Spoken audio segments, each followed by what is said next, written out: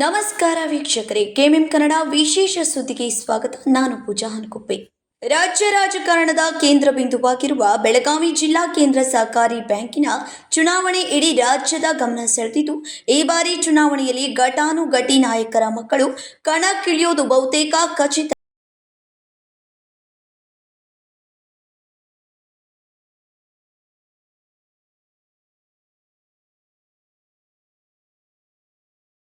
ರಾಜ್ಯದ ನಂಬರ್ 1 ಹಾಗೂ ದೇಶದ ಡಿಸಿಸಿ ಬ್ಯಾಂಕ್ಗಳಲ್ಲಿ 2ನೇ ಸ್ಥಾನ ಪಡೆದಿರುವ ಬೆಳಗಾವಿ ಡಿಸಿಸಿ ಬ್ಯಾಂಕ್ ಅಧಿಕಾರ ಪಡೆಯಲು ಜಿಲ್ಲೆಯ ಪ್ರಭಾವಿ ಕುಟುಂಬಗಳ ನಡುವೆ ಜಿದ್ದಾಜಿದ್ದಿ ಏರ್ಪಾಟಾಗಿದ್ದು, ಹಿರಿಯ ತಲೆಗಳು ತಮ್ಮ ಮಕ್ಕಳಿಗೆ ಪಾಠ ಕಟ್ಟುವ ಮೂಲಕ ಭವಿಷ್ಯದ ರಾಜಕೀಯ ಅಸ್ತಿತ್ವ ಕಟ್ಟಿಕೊಳ್ಳಲು ಮುಂದಾಗಿದ್ದಾರೆ.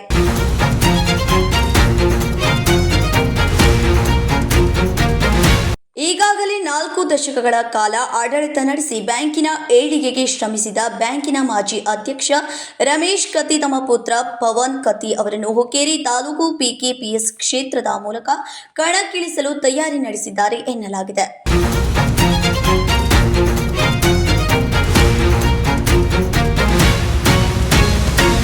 ಇನ್ನು 10ನೇ ಶಾಸಕ ಮಾಜಿ ಉಪಮುಖ್ಯಮಂತ್ರಿ ಲಕ್ಷ್ಮಣ್ ಸವದಿ ಸಹ ತಮ್ಮ ಪುತ್ರ ಚಿದಾನಂದ ಸವದಿ ಅವರನ್ನು 10ನೇ ತಾಲೂಕು ಪಿಕೆಪಿಎಸ್ ಕ್ಷೇತ್ರದ ಮೂಲಕ ಕಣಕ್ಕಿಳಿಸಲು ಸಜ್ಜಾಗಿದ್ದಾರೆ ಎನ್ನಲಾಗಿದೆ.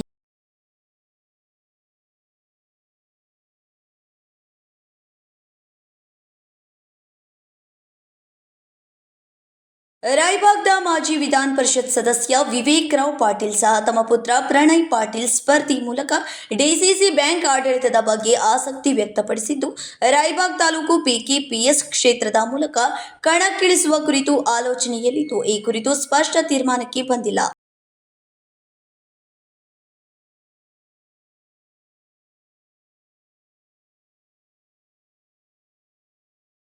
ಪರಿಷತ್ ಸದಸ್ಯ ಪ್ರಕಾಶ್ ಹುಕ್ಕೇರಿ ಪುತ್ರ ಶಾಸಕ ಗಣೇಶ್ ಹುಕ್ಕೇರಿ ಅವರನ್ನು ಇನ್ನೊಂದು ಬಾರಿ ಕಣಕ್ಕಿಳಿಸುವ ಕುರಿತು ಚಿಂತನೆ ನಡೆಸಿದ್ದು, ಕೋರೆ, ಕತ್ತಿ, ಜೊಲ್ಲೆ ಹಾಗೂ ಕವಟಗಿ ಮಠ ಬಣದ ನಾಯಕರ ಸಂಧಾನದ ಬಳಿಕ ಅಂತಿಮವಾಗಿ ಅಭ್ಯರ್ಥಿ ಘೋಷಣೆ.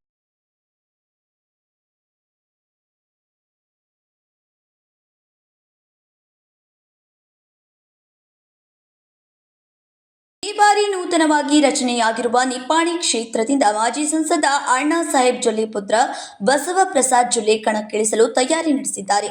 ಇತ್ತ ಹಿರಿಯ ಸಹಕಾರಿ ದಿವಂಗತ ರಾವ್ಸಾಹೇಬ್ ಪಾಟೀಲ್ ಪುತ್ರ ಉತ್ತಮ ಪಾಟೀಲ್ ಸಹ ಸ್ಪರ್ಧೆಗಿಳಿಯಲು ಆಸಕ್ತರಾಗಿದ್ದು, ಚುನಾವಣೆಯೋ ಅಥವಾ ಸಂಧಾನವೋ ಎಂಬುದು ಹಿರಿಯ ನಾಯಕರ ತೀರ್ಮಾನಕ್ಕೆ ಬಿಡಲಾಗಿದೆ.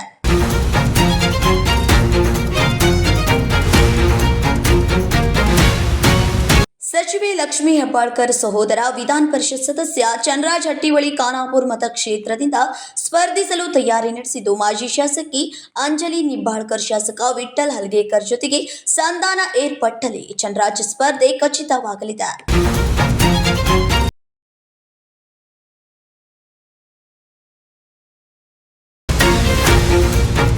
ಜಿಲ್ಲಾ ಉಸ್ತುವಾರಿ ಸಚಿವ ಸತೀಶ್ ಜಾರಕಿಹೊಳಿ ಪುತ್ರ ರಾಹುಲ್ ಜಾರಕಿಹೊಳಿ ಅವರು ಬೆಳಗಾವಿ ಕ್ಷೇತ್ರದ ಮೂಲಕ ಡಿಸಿಸಿ ಬ್ಯಾಂಕ್ಗೆ ಸ್ಪರ್ಧಿಸಲು ಚಿಂತನೆ ನಡೆಸಿದ್ದು, ಸಚಿವೆ ಲಕ್ಷ್ಮೀ ಹೆಬ್ಬಾಳ್ಕರ್ ಪುತ್ರ ಮೃಣಾಲ್ ಹೆಬ್ಬಾಳ್ಕರ್ ಕೂಡ ಸ್ಪರ್ಧಿಸಬಹುದು ಎನ್ನಲಾಗಿದೆ. ಈಗಾಗಲೇ 60ರ ಆಸುಪಾಸಿನಲ್ಲಿರುವ ಬಹುಪಾಲು ನಾಯಕರು ತಮ್ಮ ಮಕ್ಕಳಿಗೆ ರಾಜಕೀಯ ಕೇಂದ್ರವಾಗಿರುವ ಡಿಸಿಸಿ ಬ್ಯಾಂಕ್ ಚುನಾವಣೆಯಲ್ಲಿ ಕಣಕ್ಕಿಳಿಸಿ ಸಹಕಾರ ರಂಗದ ಮೂಲಕ ರಾಜಕೀಯ ಪ್ರವೇಶಿಸಲು ಸುಲಭ ಮಾರ್ಗ ಕಂಡುಕೊಳ್ಳಲು ಮುಂದಾಗಿದ್ದಾರೆ. ರಾಜ್ಯದ ಪ್ರತಿಷ್ಠಿತ ಬೆಳಗಾವಿ ಡಿಸಿಸಿ ಬ್ಯಾಂಕ್ಗೆ ಕಳೆದ 4-5 ಚುನಾವಣೆಗಳಲ್ಲಿ ಅವಿರೋಧ ಆಯ್ಕೆಯ ಮೊರೆ ಹೋಗಿದ್ದ ಜಿಲ್ಲೆಯ ಹಿರಿಯ ನಾಯಕರು ಚುನಾವಣೆಯಲ್ಲಿ ಅವಿರೋಧ ಆಯ್ಕೆಯ ಸಂಧಾನ ಸಫಲವಾಗದಿದ್ದಲ್ಲಿ ಚುನಾವಣೆ ರಾಜಕೀಯ ಕ್ಷೇತ್ರದಲ್ಲಿ ಬಹುದೊಡ್ಡ ಸಂಚಲನ ಸೃಷ್ಟಿಸುವುದು ಮಾತ್ರ